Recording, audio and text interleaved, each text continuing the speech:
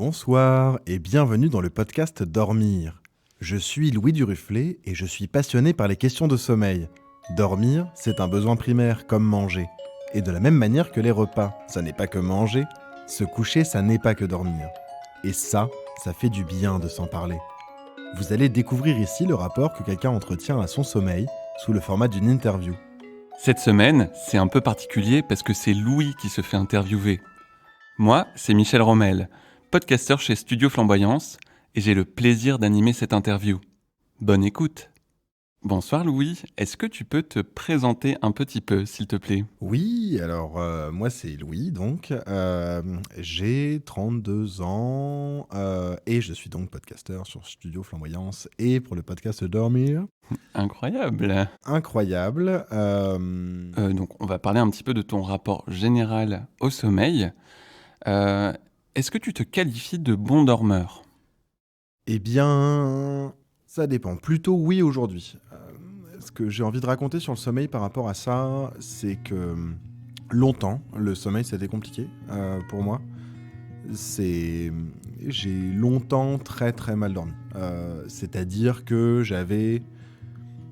non seulement je dormais pas très bien, j'étais souvent fatigué, etc. Et en plus j'avais l'impression d'avoir aucune maîtrise sur mon sommeil, que ce soit presque un élément qui me prenne au dépourvu tout le temps, ce qui est pas très agréable. Et donc ça voulait dire que j'arrivais pas à me coucher tôt, j'arrivais pas du tout à me lever tôt. Avec parfois des petites phases où je me levais tôt sans aucun souci, ce qui ajoutait à la frustration. Après, moi, naturellement, je suis quand même plutôt un couche-tard, mais je trouve ça tellement agréable de se lever tôt. Je trouve que ça permet de rendre les journées beaucoup, beaucoup plus longues. Et du coup, j'ai souvent cherché à faire ça, mais avec difficulté. Et donc, mon sommeil a souvent ressemblé à ça. Il a fini par se transformer petit à petit et aujourd'hui je dors plutôt bien, je suis satisfait de mon sommeil et c'est même pour moi l'endroit où dès que je commence à moins bien dormir, parce que du coup je le comprends mieux, donc je repère mieux les signes aussi du mauvais sommeil, dès que je commence à moins bien dormir, je sais qu'il y a un truc qui va pas et qu'il faut que je m'occupe de quelque chose, je veux dire dans ma vie, une source de stress ou des choses de genre, mais c'est un assez bon indicateur aujourd'hui pour moi de comprendre ça. Est-ce que ça avait des conséquences sur ta vie d'éveil ? Carrément, déjà j'étais tout le temps fatigué, ou souvent fatigué. J'avais en plus beaucoup de difficultés à me réveiller, ce qui pose des problèmes quand on vit dans des sociétés réglées par l'heure. Je n'ai pas le loisir d'être dans des sociétés nomades ou de chasseurs-cueilleurs, quoique peut-être qu'il y a des problèmes de sommeil, je ne veux pas m'avancer sur ça, mais en tout cas, oui, c'était compliqué pour moi d'arriver à l'heure au boulot, d'arriver à l'heure à la fac, d'arriver à l'heure au lycée. J'étais fatigué tout le temps et c'était un truc aussi qui était un peu obsédant parfois. Ça prenait de la place. Est-ce que tu as un souvenir en particulier d'un moment où tu as eu du mal à te réveiller ? Des moments précis, c'était à l'université où j'avais du mal à me lever. Et ce qui était le plus étrange, c'est que c'était pas en soi corrélé. C'était corrélé avec l'heure, parce que j'avais plus de mal à me lever si j'avais des cours qui commençaient à 8h que des cours qui commençaient à 10h. Mais quand même, l'idée, c'était de se lever pour faire quelque chose. Je pense que c'était un peu des choses de cet ordre-là. C'est un peu comme j'ai longtemps été quelqu'un de tout le temps en retard. Et ce qui était frustrant, parce que je me rendais au bout d'un moment, après avoir passé la phase de déni, il y a tout le temps des circonstances extérieures qui font que je suis en retard. Il y a eu la phase de réalisation en fait, je suis en retard parce que je suis en retard, je pars trop tard, je fais des trucs trop tard, etc. Et donc, une manière simple de régler ce problème-là, c'était juste tu pars 10 minutes, tu te mets 10 minutes dans ta tête avant de faire quoi que ce soit. Déjà, ça m'a limité plein de problèmes.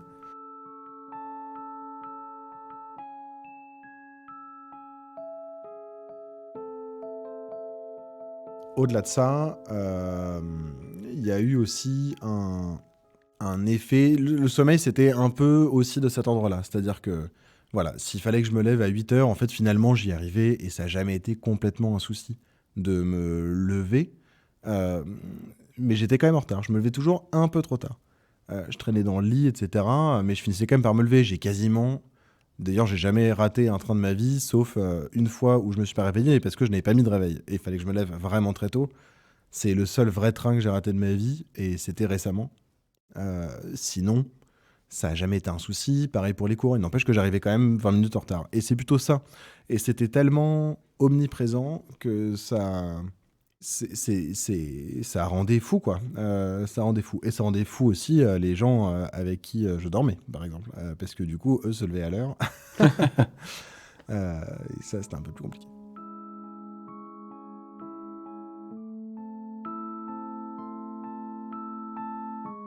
Ce que je me suis mis à faire pour changer de ça, il y a 2 choses fondamentales. Il y en a une sur laquelle je vais passer vite, c'est la thérapie.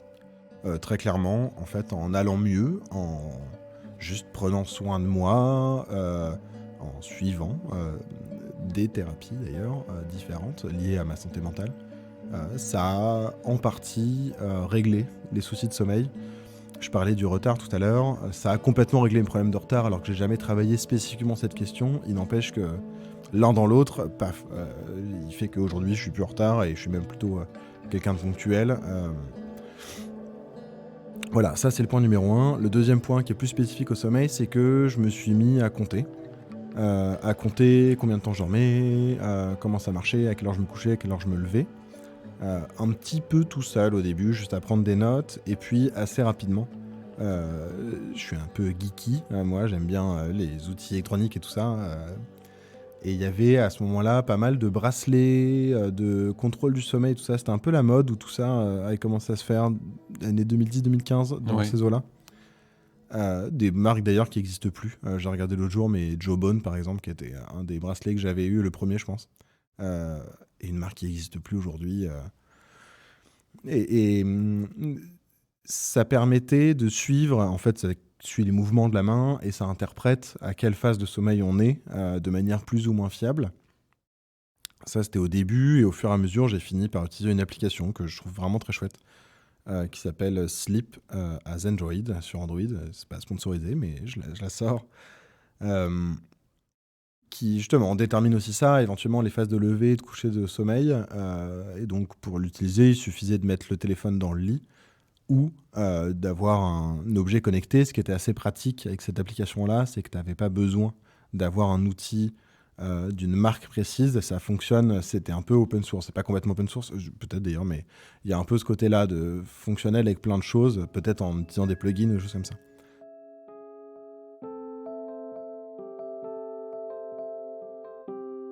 J'ai commencé comme ça à vraiment mesurer et paramétrer mon sommeil, à récolter de la donnée, l'heure à laquelle je me couchais, l'heure à laquelle je me levais, éventuellement la quantité de sommeil profond pour ce que ça vaut, quantité de sommeil paradoxal, sommeil léger, etc.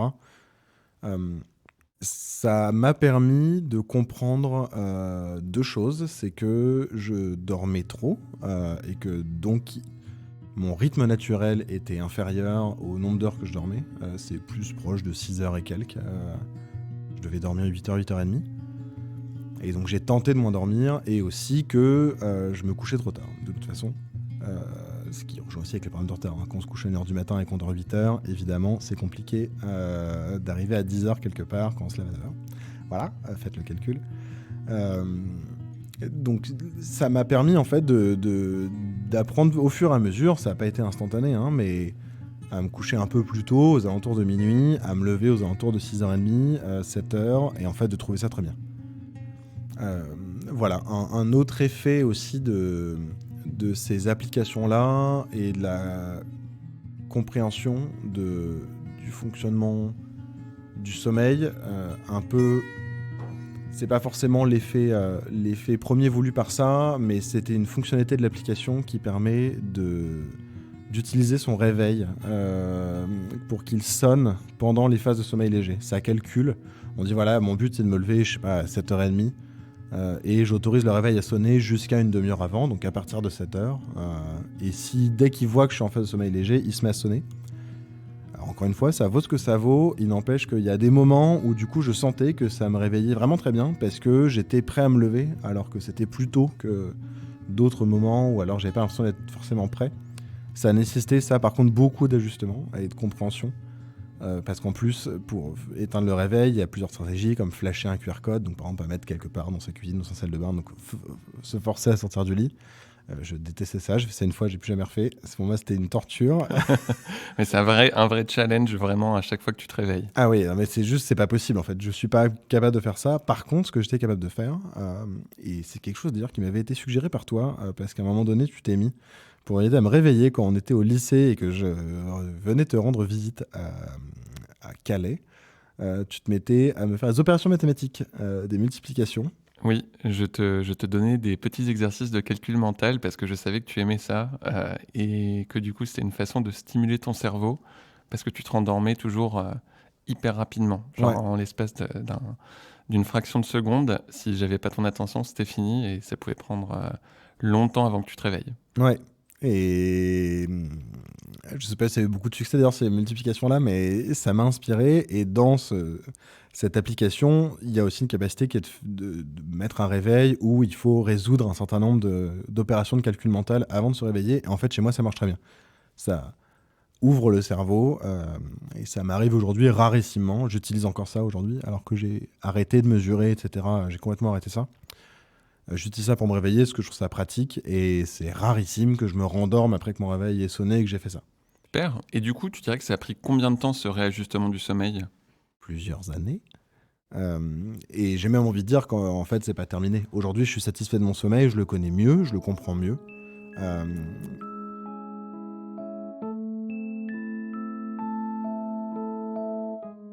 et pour le coup, c'est un peu de la même façon, c'est caricatural, mais qu'on n'a jamais en fait terminé une thérapie parce qu'on n'est jamais dans l'état optimum de santé mentale, comme on n'est jamais dans l'état optimum de santé physique. Il y a toujours, de toute façon, on est des êtres vivants, donc à un moment donné, ça bouge et c'est normal.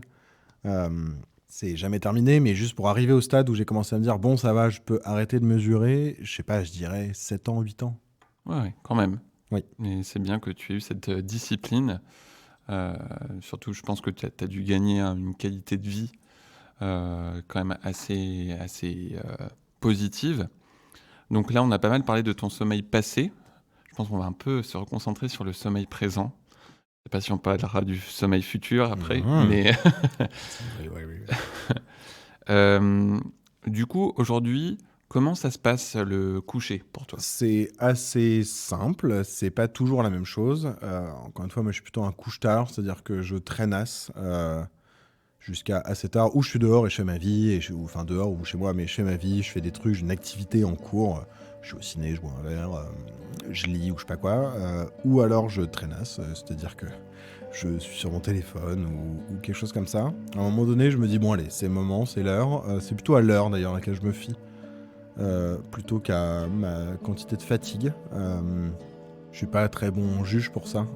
Je pourrais rester éveillé assez longtemps si je me fiais juste à ma fatigue.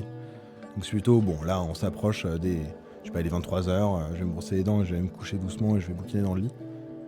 Euh, donc c'est ça, je me dis, il est 23h, je vais me coucher maintenant, je vais me brosser les dents et me bouquiner et bouquiner dans le lit.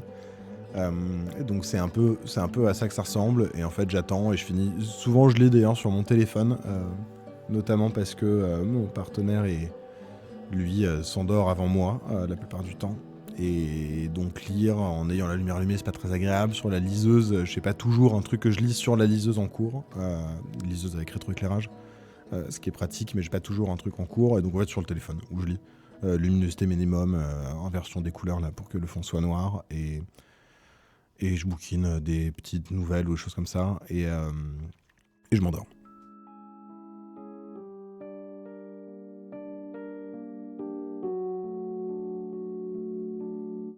Je suis quelqu'un de très chanceux, parce que je peux m'endormir dans vraiment beaucoup de conditions.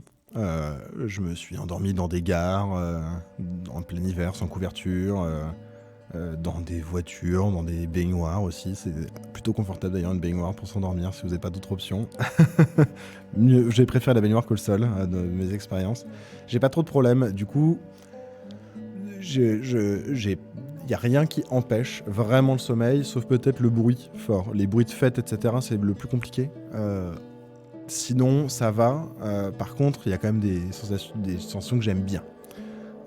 J'aime bien avoir un peu chaud et je me réveille. De toute façon, je m'endors. Oh là là, je me réchauffe très vite quand je suis dans un lit. J'aime bien être plutôt dans la pénombre, voire dans le noir complet, même si un peu de lumière me dérange pas. Euh, et oui, mais je suis pas complètement sensible.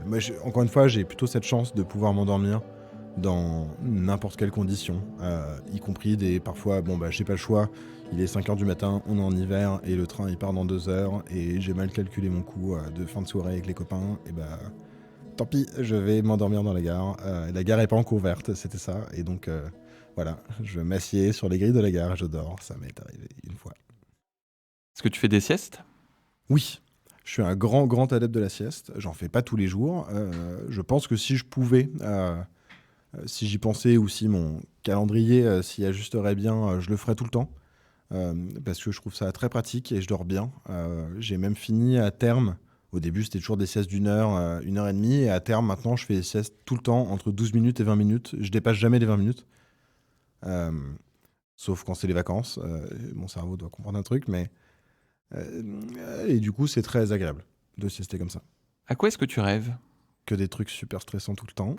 Est-ce que tu peux nous donner un exemple? Ouais. Je suis souvent poursuivi ou j'ai du mal à courir. C'est souvent un climat anxiogène. Un climat familial qui se passe mal, ou de boulot, ou de trucs comme ça.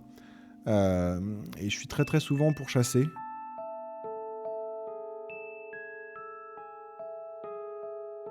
Euh, un rêve dont je me souviens, je suis dans un phare avec des amis. On fait une fête, donc il y a cette espèce d'ambiance boisée de l'intérieur du phare, un peu comme petit salon, je veux dire petit salon bourgeois assez sympa, un peu bateau. Euh, et la mer, et on est là, on boit un verre, c'est plutôt sympa, cosy, et je sais qu'il y a une espèce de masse noire qui vient de l'océan pour nous engloutir, un peu comme genre Venom, quoi, un truc un peu comme ça, qui vient et qui remonte, et personne prend au sérieux la menace, et du coup j'essaye d'expliquer désespérément. Donc déjà, c'est une situation qui est assez stressante, parce qu'en plus je le perçois, et il fait sombre, et il y a la tempête et tout ça. Euh, et souvent, par rapport à ça, je finis dans ce raid-là, j'ai fini d'ailleurs par les gens ont commencé à se faire avaler par la masse noire, et moi j'essaie de m'enfuir, mais je suis dans un endroit compliqué, genre encore une fois phare, bout de Bretagne ou un truc comme ça, et donc je cours et j'arrive pas à courir et je suis poursuivi, il y a des rochers et je saute, voilà. C'est souvent à ça que ça ressemble. Mais ça me satisfait. Je suis plutôt content d'avoir. Au moins, j'ai l'impression qu'il se passe des trucs dans ma nuit. Et j'ai l'impression que c'est dans mes délires d'optimisation du temps. Quand j'en ai parfois, c'est genre, bon, bah, du coup, c'est du temps qui est rentabilisé, je le vis vraiment, quoi. Et est-ce que ce côté de cauchemar un peu angoissant, c'est quelque chose que tu as toujours eu? C'est quelque chose que j'ai eu depuis toujours, ouais. Est-ce que tu peux me raconter ton meilleur et ton pire souvenir de sommeil? Hmm. Je pense que mon. Ces questions qui sont compliquées. Le meilleur souvenir de sommeil, je pense. J'ai un souvenir comme ça un peu enfant. Alors pour le coup, c'est pas lié au sommeil, mais lié au réveil. euh, Où j'étais juste bien. Je sentais rien. Je sais pas si j'avais oublié qu'on m'avait filé des Doliprane ou de la morphine ou je sais pas quoi. Mais j'étais juste super bien. J'ai l'impression de pas sentir mon corps. Et je me disais, ah, c'est vraiment pas mal comme sensation. Et dans ma tête, j'avais lié ça au sommeil. C'était un super sommeil. Ou peut-être que j'avais rêvé d'un truc, que j'avais une énorme poussée d'adrénaline qui fait que je sentais rien. Je sais pas. Mais j'étais très bien. Euh, et le pire sommeil, c'est quand même des sommeils dans des mauvaises conditions. Alors, si, il y a deux types de pire sommeil. Je vais plutôt parler de catégorie de pire sommeil. Il y a très mauvaises conditions de sommeil. Cette nuit où j'ai dormi dans une gare à 5h du matin, avec les grilles fermées en plein hiver, c'était horrible. J'ai dormi, hein, mais c'était horrible. Euh, et sinon, c'est les sommeils de stress. J'ai un truc très stressant, donc j'attends la réponse. Je sais pas, un retour d'examen sur lequel qui est capital pour moi, des réponses de boulot ou trucs comme ça. Et là, c'est horrible. Attendre ça, mais ça. En fait, je dors pas ou je dors mal et du coup, je m'endors et je me réveille en sursaut et c'est vraiment horrible.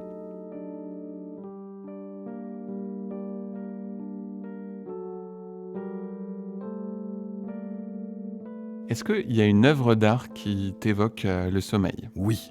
Il y en a plein, mais celle dont je voulais parler en particulier, j'avais préparé pour le coup cette question, c'est plutôt des rapports à la mort dans les œuvres de Philip K. Dick, qui est donc un écrivain de science-fiction américain, qui a beaucoup écrit après Seconde Guerre mondiale. Et il y a tout un rapport, souvent, il y a une poursuite de la vie après la mort, parce qu'on arrive à faire revenir les gens sur Terre. C'est le cas dans son ouvrage Ubik, par exemple, mais dans plein d'autres, c'est un thème qui est assez présent. Ou dans la rêverie, ou le fait d'emmener les gens et de les brancher sur des rêves ou des choses comme ça, c'est un truc qui est assez présent.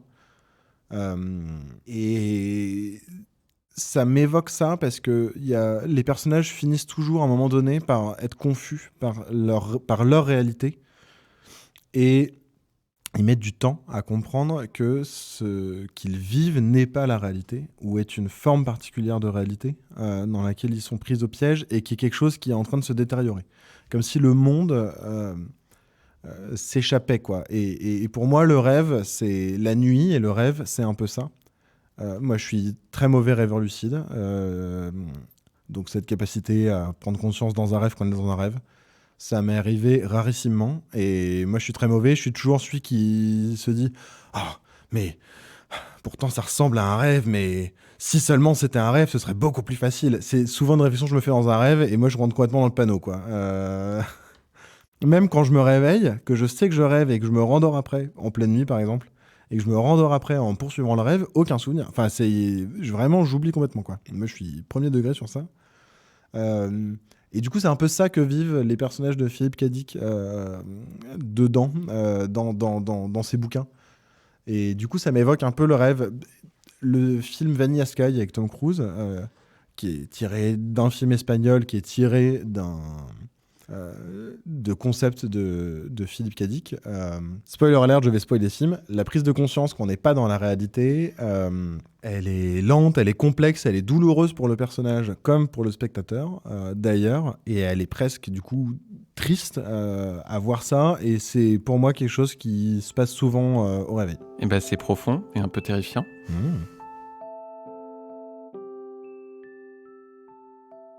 Coucou, c'est Michel à nouveau. Merci pour l'écoute de cette émission, et surtout un grand merci à Louis d'avoir dévoilé les coulisses de son podcast.